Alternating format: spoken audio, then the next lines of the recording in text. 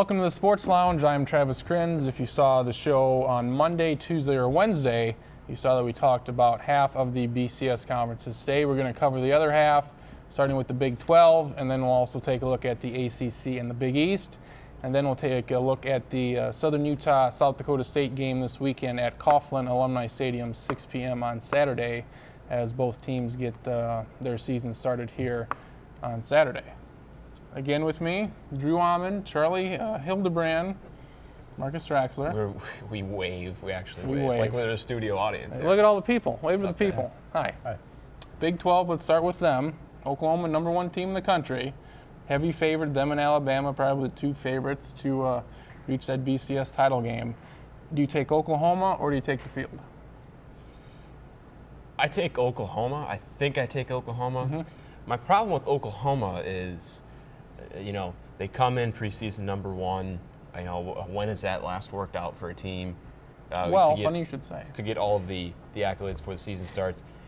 And I wonder, it's like, well, wait, who do they have wide receivers? I mean, do they have, I couldn't think of any great linemen either. I mean, I'm sure they're talented and what have you, but it's a team that I think, frankly, I don't know much about, and I don't know what that says about me. I don't know what that says about Oklahoma, but makes me wonder just how valid they are as number one. They have Ryan Broyles at wide receiver. They have Landry Jones at quarterback. Landry Jones obviously gets a lot of the talk. Preseason Heisman hopeful.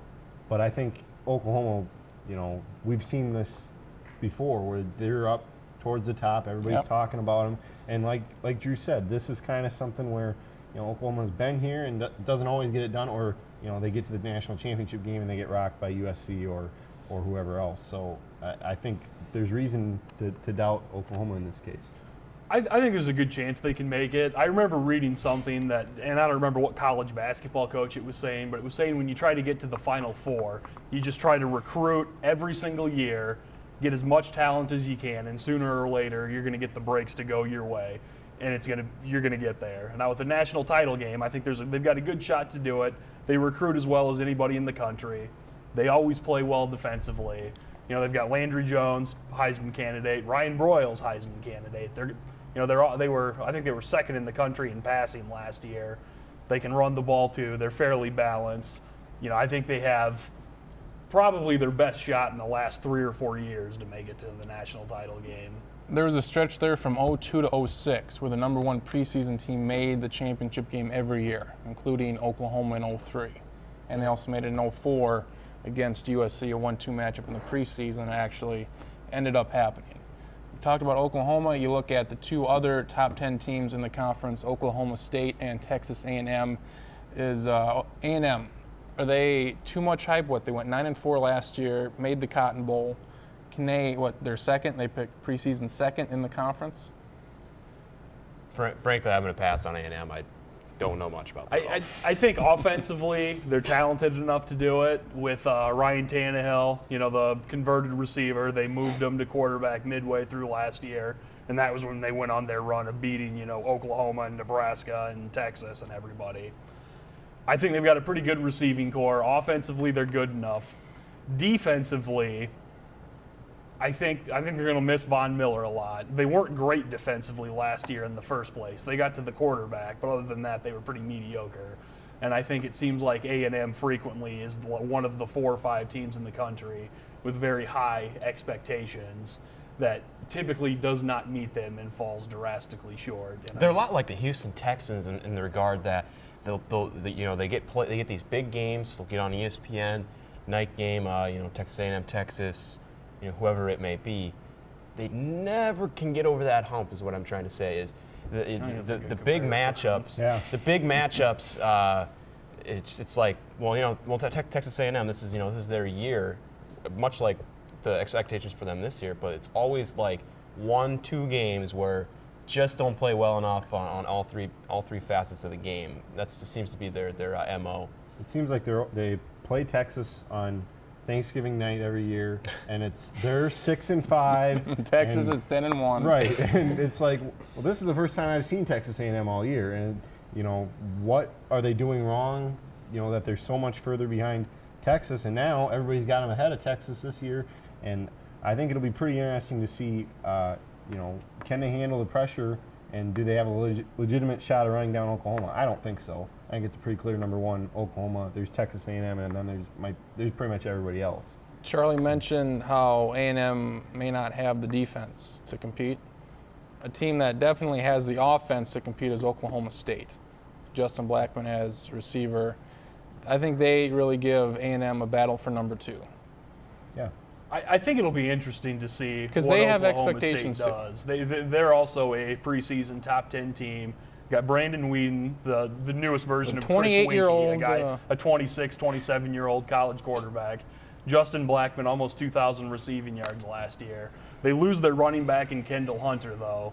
And maybe more importantly, Dana Holgerson, their offensive coordinator, is left to be the head coach at West Virginia. So I guess we'll see how much of a factor he was. I mean, they're talented enough. It's not like they're going to go out and just be horrible and stiffs next year and not be able to do anything. But I think it'll be interesting to see how they do without him calling plays. Well, they've pumped in so much time and energy and money into being a good program and beating Oklahoma, and they haven't proved that they can really do that on a national stage. They had Des Bryant, and that didn't happen. And so I think, Oklahoma's going to be better than them again this year, but I think they have to utilize the chances that they have right now with Blackman being a national name at this point and utilize him to the best of their ability. And didn't they lose quite a few guys on their defense, I think, coming into this year? I can't remember off top, but I feel like they lost some pieces there. But I think the rest of the Big 12 is greatly up for grabs, I think. I mean, you look at Texas coming into the preseason. Are they even ranked? No. That's why I think they're unranked. Yeah, they're 24th in one poll, and I think the first team receiving votes in another. Yeah, I mean, so and you're talking about a top-notch Big 12 team. Well, if you're not even cracking the top 25, and you're a program like Texas, I think it can kind of speak to, the parity in the Big 12, right now, at least this year. We talked about Blackman, 111 catches last year, 1,728 yards, and 20 touchdowns in 12 games. He missed a game, and he puts up 20 touchdowns. I think we're going to talk about our Heisman Trophy contenders later. I think he's a guy that can maybe, if he puts up similar numbers like he did last year, I think he could definitely fit into that spot. Do they have to win the conference for him to have a shot at the Heisman? I don't think he can win it. I think he'll be invited. Okay. When's the last wideout to win a Heisman, too? That just doesn't happen. Yeah. It's quarterbacks, running backs. There's been a defensive back that's won it more recently than a wide receiver. Is this the last go-around for the Big 12 as we know it, with A&M rumored to be going probably to the SEC next year, if the SEC wants them, because obviously A&M wants out. Is this the last go-around for the Big 12, or I think it is. I think 2011 is going to be the Big 12's last gasp of air, with Nebraska and Colorado and now Texas A&M leaving. Missouri has frequently stated how much they would love to go to numerous other conferences. And with Texas and the Longhorn Network, and we're going to keep all the money we make from this conference and not share it, and we're going to take all of Iowa State and Kansas State's money that they have given to us so we would stay in the conference. I think that's going to create a lot of scenarios where people are going to say, you know what, I don't think we want to do this anymore. It is kind of interesting because Nebraska had plans for a TV network, Oklahoma has plans for a TV network, but Texas is the first one to follow all the way through with it. And by signing the line to have that TV channel, they're basically saying they're going to be independent. Because, who's going to want to hitch their wagon to them as they're leaving the Big 12, whether they are staying or not, if that makes any sense. They're leaving everybody else behind, and Texas A&M should go. Missouri wants the Big 10 real bad, so I think, that would be a pretty interesting scenario. And then you got Iowa State, Kansas, and what's Kansas basketball going to do? You going to go to the Mountain West? Keep your fingers crossed and hope you can go to the Big East, I guess. Right. How's our own network coming? I think pretty good. Pretty good. I think Miriam's working on it right now. The Jackrabbit Sports Network? No, radio and television. Just us. The cable channel. Cable channel, it's been on quite often. Okay. Good. All It's right. going good. Those first 10 episodes were more than enough. Yeah. So, Yeah. You mentioned the advantage of that Longhorn Network. Was that kind of I don't know if you want to call it the first brick to fall, or maybe the final straw to break the camel's back? Of course. That's the final straw when you say well, we're going to renegotiate the Big 12's TV deal, and we're still going to keep all the money. We're not going to share money. Texas and Oklahoma get the most, and that's the way it's going to be. Oh, and we're going to start this TV network, and we're going to get a little bit more And not cash. just that, they're going to have a conference game on it each year. So if you are, say, a Baylor, probably Oklahoma will be on national TV. But if you're an Iowa State, a Kansas, a Baylor, you might have to purchase the Longhorn Network just to watch your team play on TV. And they're also trying to get high school games broadcasted on the Longhorn Network. Right. I think that obviously creates all sorts of advantages that the other teams in the conference may or may not be a particular fan of. And now that might not be a violation. A college playing something about that does not sit well with me. and with It's ESPN in the muck of this all. Well, ESPN's in bed with every major Yes, they team are. in the world. Yes, they are. We all like Oklahoma here. We'll see if we all like Oklahoma to get to the title game and actually win it later on. But coming up next here on the Sports Lounge, we're going to take a look at the ACC and the Big East, probably the two worst BCS conferences, and see who we like here.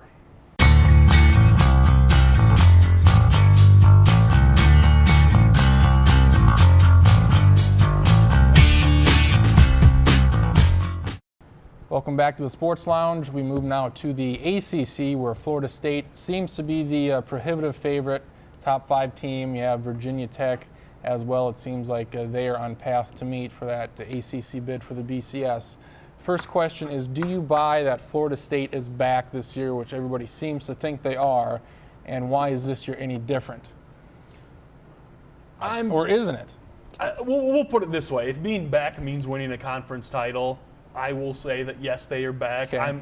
I'm not super excited to say it because I don't have a great deal of confidence necessarily, but I think that's more an indictment on the ACC as a whole instead of how good Florida State is right now, in my opinion. And they have holes.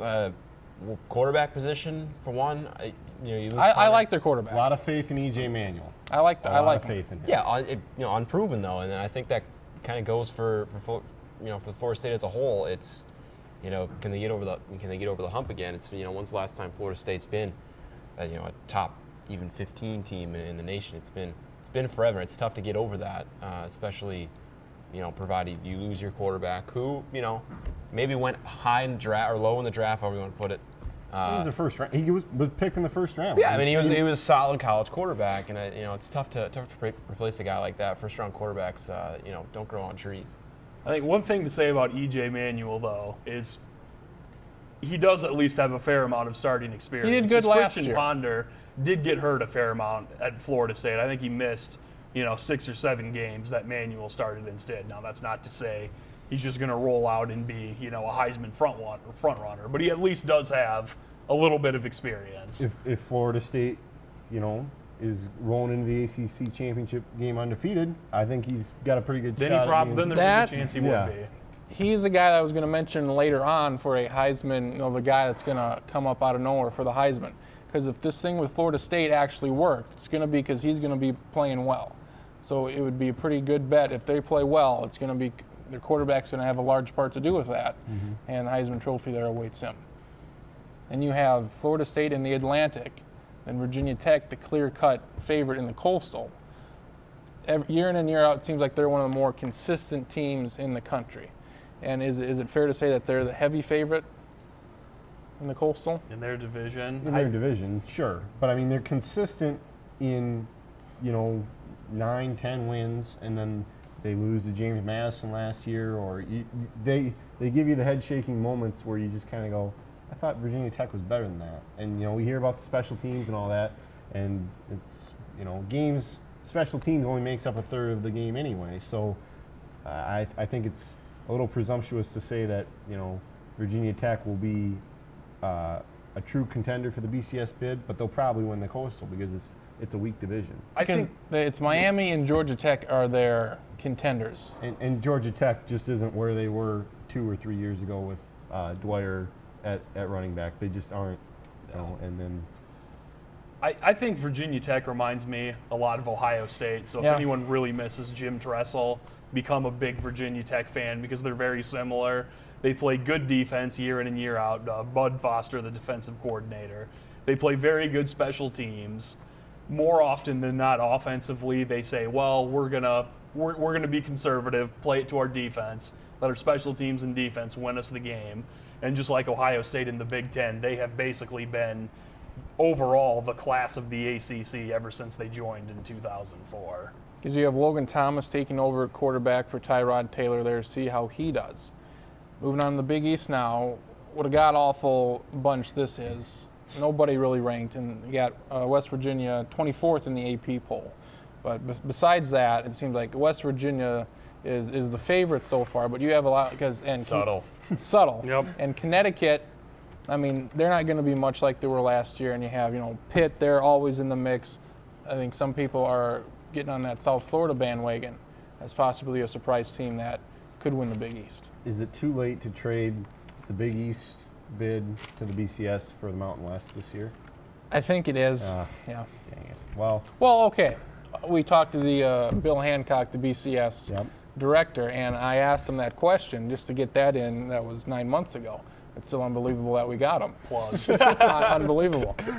But I asked him about that, and he brings up the point, well, you look at Cincinnati, and they got to the Sugar Bowl against Florida and got the hell beat out of them. I think Tebow had, like 500 I think yards? that's a direct That was- quote of what he said, too. that was Tebow's best game as a collegiate Yeah. player. And Hancock was up in the luxury suites, and This is sucking out Cincinnati, some prime but- rib while the game was going on. He's like, boy, isn't it great to have Cincinnati Yes. in the Sugar Bowl? Yeah, because I think they were the number 3 in the country. 'Cause They were were like- either 3 or 4. That's TCU right. was I thought they also were- undefeated. weren't they undefeated? Yeah. Texas, Alabama, TCU, and Cincinnati were all undefeated. And Cincinnati's not as good as they were, so is this West Virginia? And in my honest opinion, it was a small miracle that Connecticut stayed as close to Oklahoma in the Fiesta Bowl as they did last year, too. They hung around for a while. So, That's true, yeah. I mean, what to make out of the Big East, I don't know. I think throw Pittsburgh in there because Charlie and I were talking about classic underachievers. We had Texas A&M, Clemson. Throw Pittsburgh in there too, Okay. of being just, supposed to be so great, supposed to be contenders in the Big East every year, and they just aren't. And I think that's what kind of leads a lot of people to South Florida. And then, if they win Week 1 against Notre Dame, that'll send the national Yeah. profile up. This is my biggest problem with the Big East right now, and I had to double check the facts right here to make sure. There are 8 coaches in the Big East. 2 of them have been there for more than 2 seasons. Every other Big East coach is in their first or second season right now. Greg Schiano in his 11th year at Rutgers. I'll give him the benefit of the doubt. They were the worst program in the country, arguably.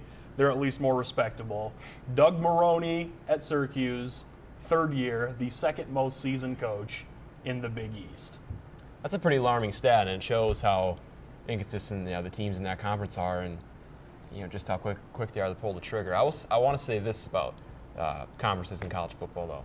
A conference is never as good as people talk about it being, and it's almost never as bad as what people talk about it being. Now, the Big East, Yes. the Big East struggles. It doesn't have ranked opponents, but that doesn't mean South Florida can very well beat Notre Dame. They'll definitely have some good. The conference as a whole will have some good wins on their belt that come to the end of the year. Now, just because you don't have a couple teams in BCS bowls, I highly doubt it's going to happen. It's not as bad as people think, and the SEC is not as good as people think either. I mean, there's tons of SEC teams who underachieve year after year, and then come August, look how good Ole Miss is, and what happens then. Yeah, there's nothing saying that Syracuse, who is usually at the bottom of the Big East, can't beat an Ole Miss team who might be in the middle. Yeah. So like you said, SEC is the best and Big East is the worst, and it's just not cut and dried like that. But I think when you look at the Big East as a whole, are they down? Have they been down for a while? Yeah, and I think it's going to take a really good team to become a really good program. And West Virginia kind of had that shot, and then Rich Rodriguez left, and that was kind of the end of that. I think Drew deserves a lot of credit for making the most accurate statement we have ever said on television. Things are never as worse as they seem, Yes. or as bad as they seem, and they're never quite as good as they seem when it's good either. And not just in sports, but in everything. The entire society of the United States thinks, oh no, this right now is the most important / best, worst things ever. and I'm going to freak out about it because that's what apparently we do now. When they look at the conferences, they look at those top 2 teams, and you have a team or two that is in the top 10. They kind of look at that. But really, once you get past 5 or 6 in the conference, it's all the same teams. Look at a Georgia Tech or a Clemson. They're the same as a Mississippi State or any UCLA. It's just a big mess of crap in the middle, at the bottom of the barrel. That's exactly right. Yeah, I mean, the Baylors, those teams you alluded to, these teams that are usually combining the middle to lower tiers of these conferences. The Purdue's. What's the difference? And maybe the difference at the way top. Maybe Oklahoma, is better, clearly better than West Virginia. But again, never as great as you think, never as bad as you think. And this is the other thing to remember, too, that the Big East struggles with. They only have 8 teams in their conference. Yeah. Every other team we've talked about so far the Big 12 has 10 as of right now. Yep. All the other ones have at least 12. So they just have less teams in general that they can showcase. And they don't have anybody really to add. You're not going to add Temple. You're not going to add Buffalo. You're not going to add Miami of Ohio. God, well, that'd be sweet if Temple joined a big conference. Wouldn't that be awesome? They used to be in the Big East. They kicked them out. And look how hard they're trying to get Villanova into the Big East for football. They're going to the FCS level to get teams now. Right. So it's not a big area to pull teams out of. They had Boston College, and then Boston College jumped up, and I guess they're kind of in a bad spot that way too. I just think it's just the culture of the East Coast. The East Coast is more basketball oriented, and I don't think they care as much about football as opposed to the South or the Midwest, where it's more football centric. As indicated by St. John's and Providence and Georgetown not fielding FBS. How much does that have to do with the Civil War in the 1860s?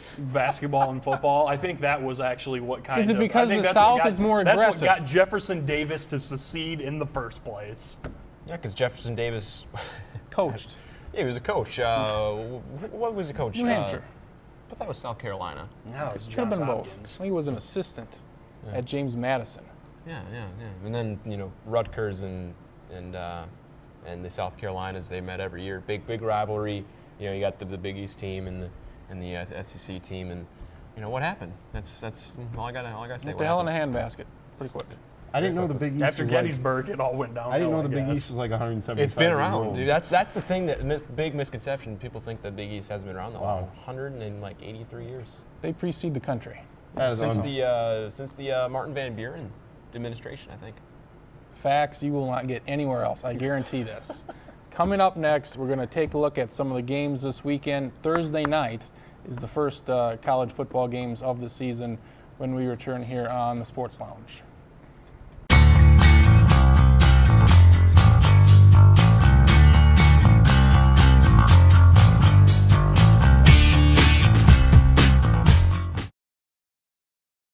Welcome back to the Sports Lounge. I'm Travis Kriens.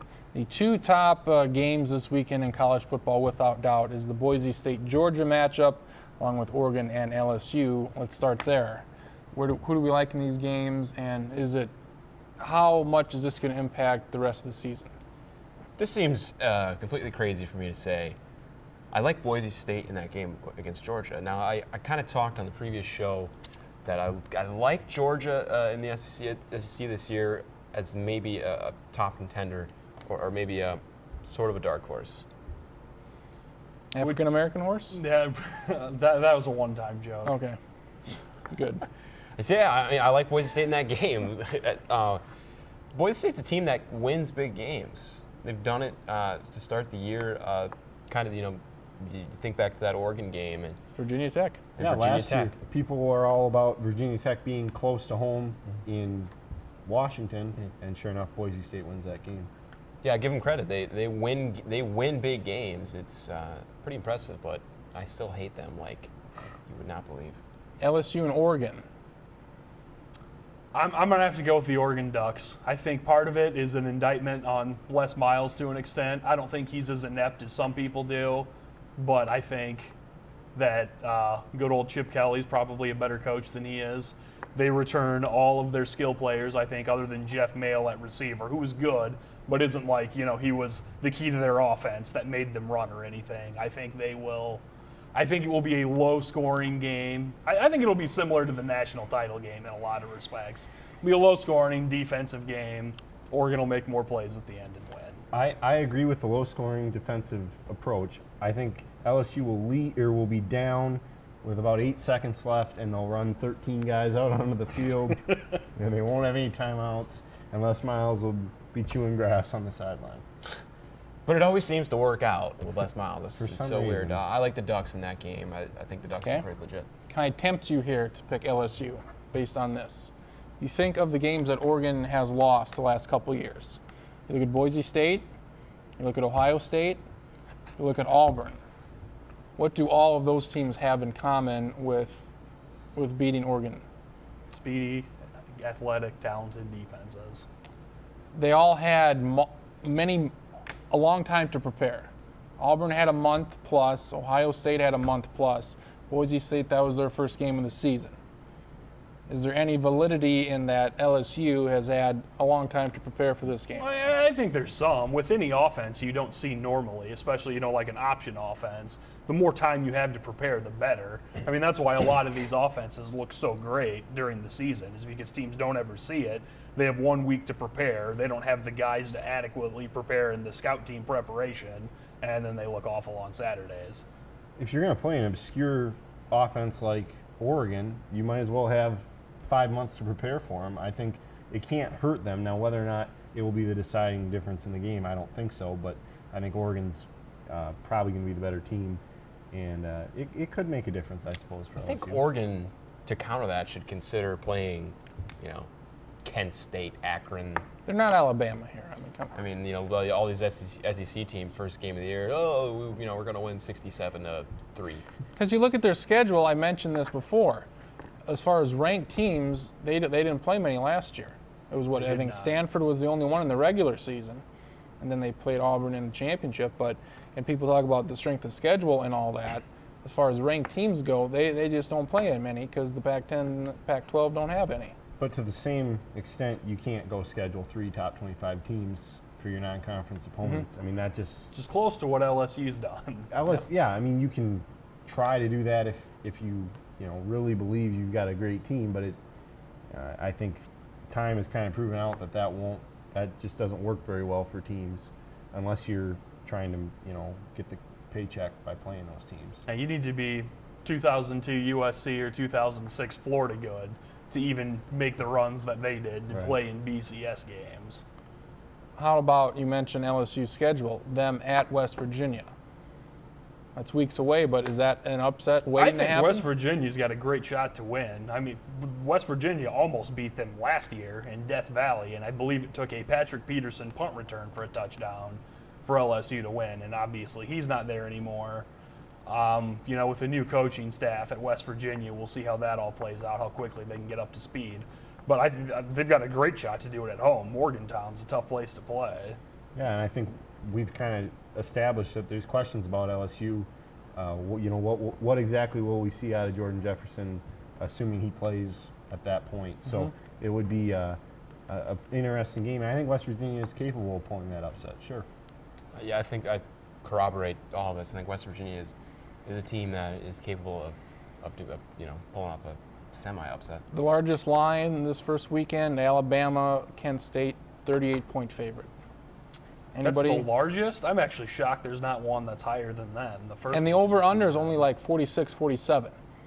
So for this to happen, they're not expecting Kent State to score more than 10 points. Does anybody want Kent State plus the 35 or the 38? No. No, I don't. No? I don't. Oklahoma's going to try to make a statement as the number one Okay. team. Can I tempt you in USD, the University of South Dakota, plus 33 at Air Force? They got Unlike Minnesota, Air Force has been a perennial bowl Yeah. team the last 3 or 4 years. They've played very good defensively. If I remember right, USD bombed away on Minnesota a lot last Yeah. year. Air Force has been good defensively, especially at stopping the pass the past few years. So I will say, sorry, Coyotes, I don't think it's going to happen. Okay. I like the points there.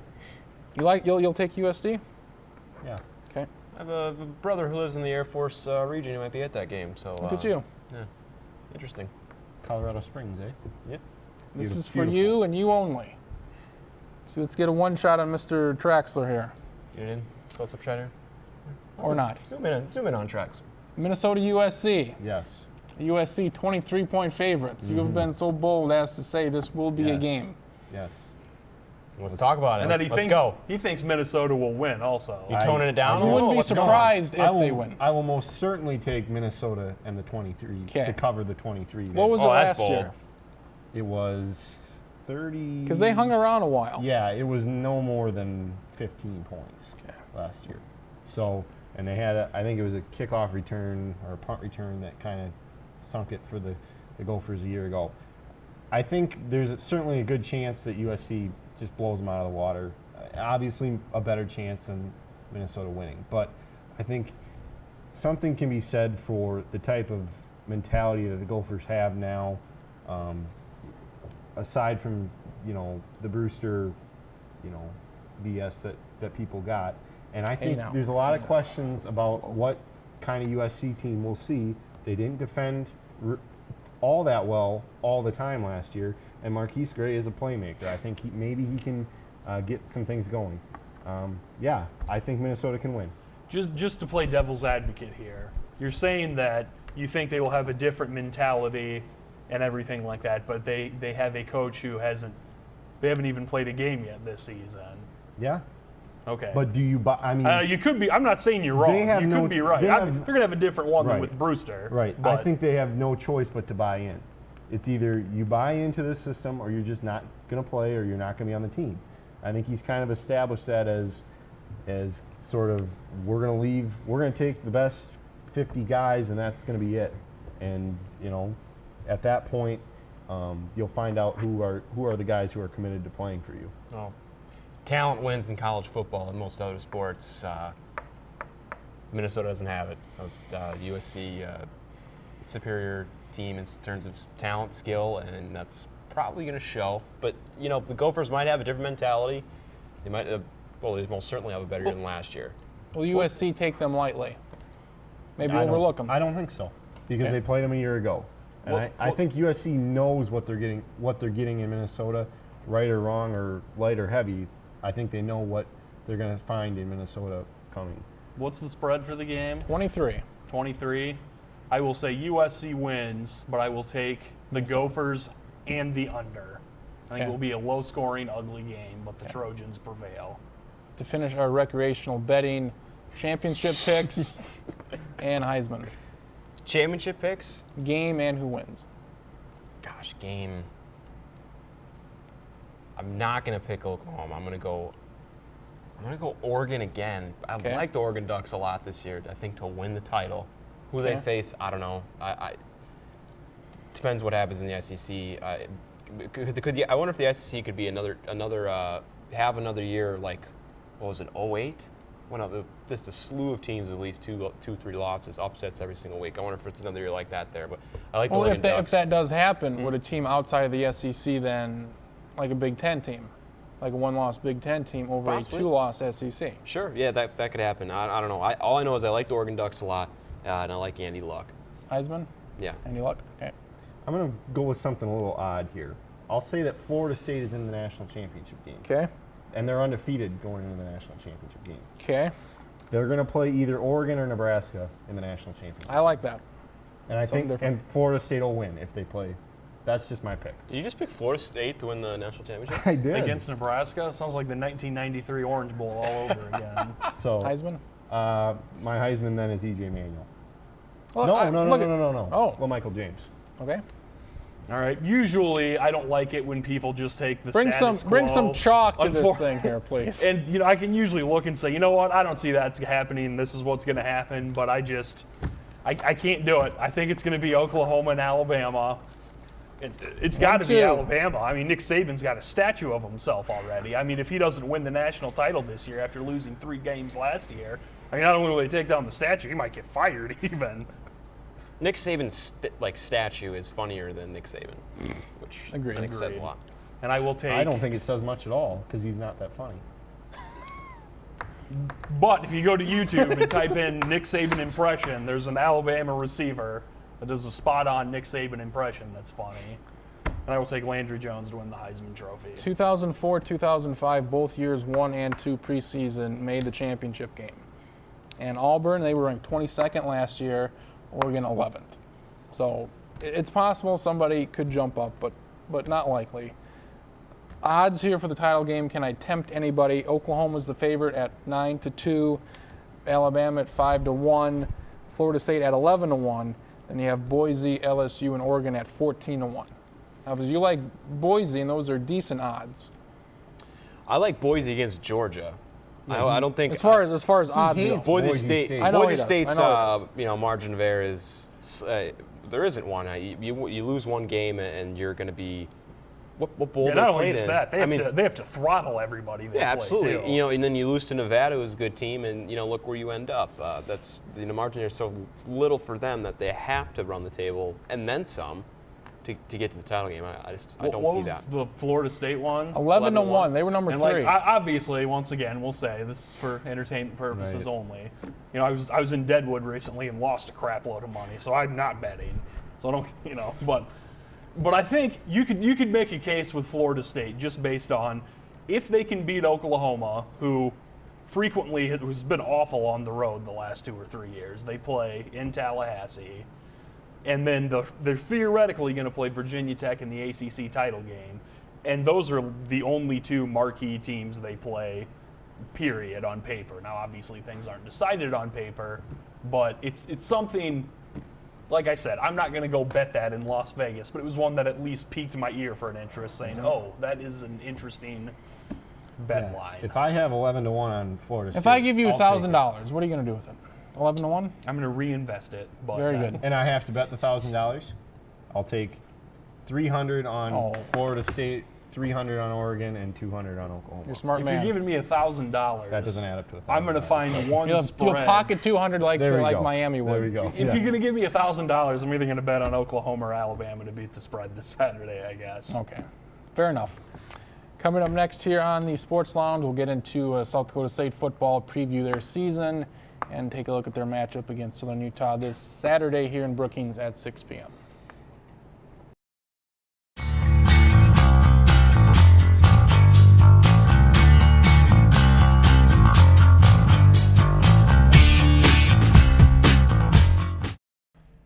Welcome back to the Sports Lounge. Now we get into the local action. South Dakota State, a disappointing 5-6 season last year. They go up against the Great West Conference champion Southern Utah in that first game this Saturday at home at 6 p.m. Guys, as we look at their season, things are kind of expected of them this year to maybe, I don't know, make the playoffs, but definitely do better than last year. You look at maybe 7 or 8 wins to top it off. Well, I would say this is a team that's definitely sick of hearing those digits 5 and 6 over and over and over again. I would say their mentality will probably be a little bit different. However, last year with the way they played in Delaware, I think that put them in such a hole, not only confidence-wise, record-wise, okay, now you got Nebraska. I mean, that schedule was set up for them to have a disappointing season like they did. This season, it's a little more conducive. I feel like Southern Utah is a good team. SDSU always plays good at home. If they're 1-0, I think that can really give them the momentum that they need. Whereas last year, that Delaware game put them so far down in every aspect. So I think a good start, if provided they win, which is a big if, because Southern Utah is a good team. If they win Saturday, I think that can really project them ahead, and maybe they have a kind of a year like 09 where I see them not as good as 09, but definitely. An improvement from 5 and 6. That's what I'm saying. I think you're exactly right on the Delaware point, because I think they went into that game on even ground with Delaware, and they did not come out that way. They were demoralized by that loss, and I think it's certainly not going to be like that this year, because they're playing a Southern Utah team that is more at their level, maybe coming off of last year, if you know what I mean. Yeah. And I think at best, or at worst rather, they would have to come out of these first 4 games at 2-2 if they want to be a legitimate Missouri Playoff Valley contender. playoff contender. To kind of build off what you said there, I think they really need to beat Southern Utah because since they go out and play Illinois, now That's obviously 0-2. we all know they could beat Illinois. 1 AA teams beat 1A teams every year. But when you schedule one, you're almost, not certainly, but you're pretty much giving yourself a loss almost. You know what you're taking Especially on. if you look at it, you're saying an Illinois team that went to a bowl game, beat a solid Baylor team last year. If we were talking about anyone other than South Dakota State, we'd probably say, oh yeah, they're definitely going to lose that game. So you really, you want to start out 1-1 then. I mean, well, preferably 2-0, but you want to beat Southern Utah. So then, worst case scenario, you're 1-1 after playing Illinois, and you still at least have some solid momentum where you don't want to be 0-2 and kind of get into where you were last year, thinking, well, geez, we really need to get this win now, so then we can start getting things rolling instead of kind of waiting too long. 0-1, and you're looking at a 3-game road trip right after that, right? Yep. So Saturday's huge, and but yeah, if they get to 1-0, that's again big win, and they're going to tell you, well, 1 game at a time. 1-0 every week. Every week. You should have that mentality. I have questions about quarterback just a little bit. I think O'Brien knows what he has to do. He needs to be a game manager. He doesn't have to light up the box score. He just needs to keep the INTs minimal. How big how big was Manette? That's the thing that's kind of going to be found out this year. Absolutely taken for granted pretty much his whole career. I think Cool's going to go in there, and there's not going to be much of a drop off. Well, I think Cool's a great talent. I would say he's more talented. He has more skills, faster, obviously more shifty than Manette, but the production's got to be there. I think this is the biggest thing with losing Manette. I mean, obviously you don't want to lose your second all-time leading rusher in school history, but if you're going to lose one position, it's probably best running back than anything else because I think more often than not it's the most replaceable. Now they might not get as many yards as he did the last few years, but it's still something where you can at least, if you have a few other guys that you have a little bit of confidence in, you can kind of have a stable, give multiple guys carries at least to take some pressure off of the quarterback. With 4 starters back on the offensive line, they're going to block fairly well. They're going to be able to get yards rushing still, I think. And they'll be okay platooning that running back spot if need be with Zach Zenner and Dom Clare when he's healthy. They should be okay if they need to Rely give on Cool them. a break. Yeah. Well, I think their offense is secretively actually has the elements to be pretty good. I think their wide receiver spot is unproven, but I think there's a lot of skill there. I really like Trevor Tiefenthaler as a quarterback. I think Dale Moss is a wild card. I don't know if O'Brien likes to throw him jump balls a couple times a game. Unproven but underrated. I think Brandon Hubert brings a lot back. Obviously, Aaron Rollin after missing the last 3 games last year. I think, like you said, that could be an important part of the Jacks' success. And of course, it's been beat into the ground that the Jacks or Thomas O'Brien is 20-1 or whatever or undefeated when he doesn't turn the ball over. But we have touched on question marks. I question that secondary a little bit. I heard that they're going to run some pistol offense possibly. Oh yeah. Are we talking about SDSU? They did in the SDSU. spring game. Yeah. They did last year What they too. said is that it's going to replace the shotgun set with the running back alongside the quarterback, and they'd run all those plays out of the pistol. Okay. So I think this is the biggest thing with their offense is that, obviously losing Manette isn't a plus. Losing McKnight isn't a plus either. But Coachard was a... And losing Coachard is a little bit... Everybody else is back. And they were a very young offensive line overall last year. A fairly young team in general offensively last year. And if you're going to have a team that's going to struggle offensively, it's probably best to at least have most of them back the next year and they being young with another year of experience. So at least you can say, well, it was a learning situation. We're going to build on top of that. Now we have a lot more, everyone's more experienced. Even if they're not veterans now per se, they're at least much more experienced and ready to go. To get back to your point about the secondary, Brad Sorensen, very good quarterback for Southern Utah, and they like to pass the ball a lot. Yeah. Can that secondary make a play? You look at quarterback performances against the Jacks last year, and there was some pretty solid ones. Matt Barr, Western Illinois, comes to mind right off top.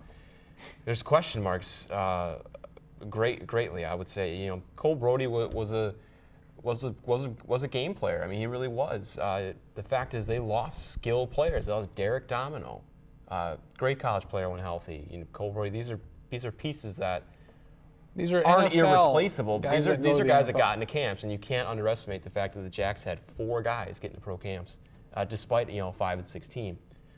So talent might be a little bit less this year, but does that mean as equally in disappointing of a season as this year? Not necessarily, but I think defensively, I mean, I'm not saying they will, but I think they have a chance to kind of, and I'm going to plug my Dolphins here, but kind of be like the 72 Dolphins, kind of a no-name, not that good. They're going undefeated. But have a Who knows? a no-name defense. They lost a Whoa. whole bunch of name guys defensively from last year. But if you look at the stats-wise, they still did struggle, and it didn't play up to their potential at times. Where I think this year that maybe the talent compared to last year might not be there, but across the board, they might be able to play a little bit better as a whole. Now, I mean, I don't think they're going to have a top 10 defense and lead the nation in rushing defense per se. But I think that, and then combined with an offense that hopefully isn't going to turn the ball over, will be able to hold on to the ball more, chew up a little bit of clock, play smart with everything, that they'll just be better defensively, stats-wise there alone, because they won't be on the field as often at least. They only have 5 home games and 1 in that first month, but they have the right teams at home like that every other year sort of thing it's going to be for a while with Southern Illinois, Northern Iowa, and NDSU at home. And Indiana State. And a surprise team last year, Indiana State. Go around here. Record, do they make the playoffs? I don't think they make the playoffs. I think if they get to 6-5, I think that's not a season that's a total failure by any means. I think there's the talent level just isn't there, and I think there's some good teams in the Missouri Valley Conference. Absolutely, I think Northern Iowa is a really, really good football team. They're the favorite. I think North Dakota State's a really good football team too. Southern Illinois is perennial contender. It's a tough conference, a tough FCS conference, probably the second most toughest conference in all of the FCS. It's 6-5 is a winning season. I don't think you can be too disappointed by that, but maybe some things happen. 7-4. And they're right. If you go 7-4, that's going to be right on that fringe. You're on the edge, yeah. I think in the Missouri playoffs. Valley that gets you in. And I think that's at best for SDSU. I think it all depends on where the losses come. We expect an Illinois loss. Where do those? If they go 7-4, where do those 3 other losses come? Are they in conference? If you lose 2 in conference, I think you're sitting good. 3, that's a big question. I would say it's probably Illinois and Cal Poly, and then Go count 6-2. on them losing 1 at home and 1 on the road. Okay. I'm going to go with 7-4, and they just barely don't get it. They don't? Unfortunately. The nostalgic part of me wants them to have a year kind of like they did from, say, about 04 to 08, where they start slow, go 0-3, circle the wagons, play well the rest of the way. I think that'd be fun. Okay, SDSU and Southern Utah kick things off this Saturday in Brookings at 6 p.m. When we come back, we'll wrap up the show and give you a thing to look forward to this weekend coming up here on the Sports Lounge.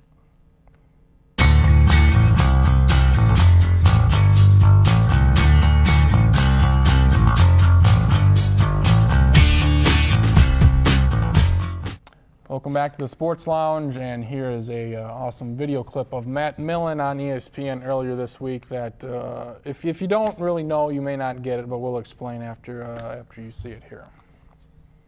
Those guys were recruited. They have talent. It's not like they're void of talent. Who replaces Harris at quarterback? I would expect there would be Jarrett Lee. That would be my best guess. Having not watched him, I wanted to get down there to watch him at practice, and we have him in the opener. That's interesting. I'm going to try to get down there this week, try to get a handle on the whole thing. So we saw him there talking about the University of Miami and who would replace Ja'Cory Harris at quarterback. He mentions Jarrett Lee will replace Harris at quarterback, and he wants to get down there and figure things out. Well, What's the problem with that? Maybe he's got an inside scoop. I mean, I'm going to give him the benefit of the doubt on this one. The problem is that Jarrett Lee goes to LSU, not Miami. So what? He's either going to be in Miami or he's going to be in Baton Rouge. So he's Louisiana. going to start for LSU against Oregon in Texas on Saturday, fly down to Florida on Monday, and start for Miami apparently. I think LSU decided they were going to take the Willie Lyles problems give them to Miami, and then in return, Miami was going to give them A year of probation. a year of probation, and somehow, some way, Jarrett Lee got lost in the mix too. Mark my words, Jarrett Lee will play quarterback for Miami this season. You're out of your mind. You're out of your mind. I want to say one nice thing about Matt Millen. Okay. He is an American citizen. Facts. Very good. Looking forward to this weekend. We've mentioned some big games. All four of us will be at the SDSU Southern Utah game. Cereal bowl. Got your bowl, your spoon, your milk. You got it all there. Bring it. You get in free with a bowl of cereal, please.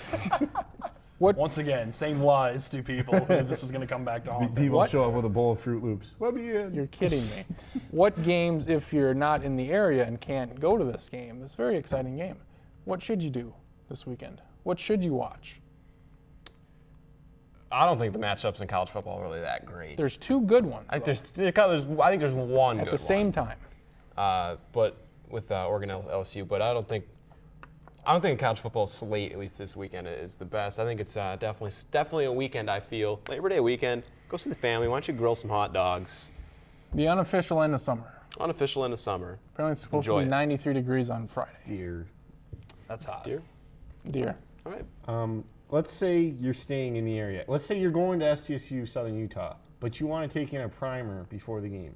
You take in some Division II football, Minnesota, Duluth, and Augustana Look at you. at 1 o'clock on Saturday. Both high-ranked teams. Number are 1 versus number 8. Yeah, number Playoff rematch. That's right. They played in the quarters, I believe, last year, and that would be I think that'll be a pretty good matchup. I don't know what Augustana will bring back. I think Duluth wins. I think Duluth wins too, but Nice. it should be a good game. Nice stadium they got down there. They in do. Sioux Falls. Kirkby They- Over they Stadium. got it Them right. and USF.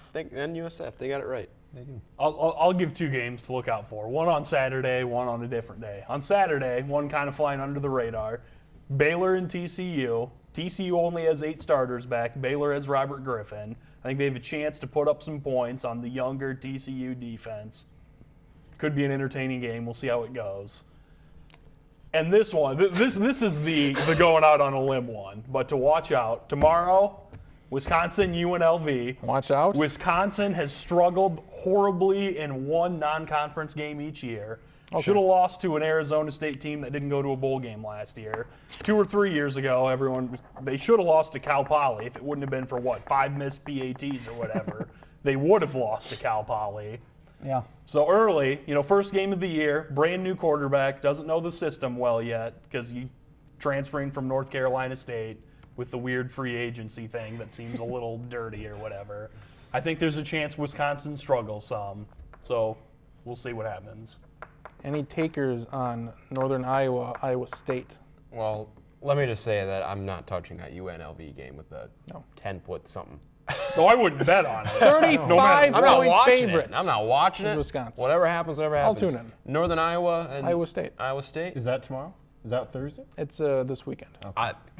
Look Anybody wanna touch for that? that. Look for that. I think there's three FCS FBS matchups a year where it goes down to the wire where an FBS team is just like, what's going on? I will touch your UNI Iowa State. You will- UNI beats Iowa State. Iowa State beats Iowa. South Dakota State beats UNI. South Dakota State, the state Better champs than of Iowa. Iowa in football. Done and done. Assuming we can find a way to play Drake here or there somewhere, but That's true. Does Drake got football? They Maybe do. club? Non-scholarship football. Non-scholarship. They're in with Butler. Also known as intramurals, I believe. That is wrong. Intramurals. That is Yeah. Is that flag That is football? wrong? No, they have a legitimate FCS program. Non-scholarship Division 3. No, non-scholarship Division 1. That's lame and dumb, and they They're suck. in with Valparaiso, Butler, San Diego. It's a real weird conference, but they're in it. The closest I've ever been to slapping you in the face. Me, because I'm right. yeah. What do you think of that? What do you think of that? This is And our on that note, this is our second show of the week. It will play on Thursday at 6 and 9 p.m. As you can see, I'm not going to say it again. You can read by yourselves and the closed captioning for the It's on a bunch. for the hearing impaired. We thank you for watching the Sports Lounge. We'll be back on Monday, Labor Day. We'll be back on Tuesday or Wednesday to look at everything that happened this weekend and talk about SDSU and Illinois coming up next week in the Big Ten matchup for South Dakota State. For everybody here, the Beard probably won't be here next week, so say goodbye to it tonight. You've been watching the Sports Lounge. Good riddance. Good riddance.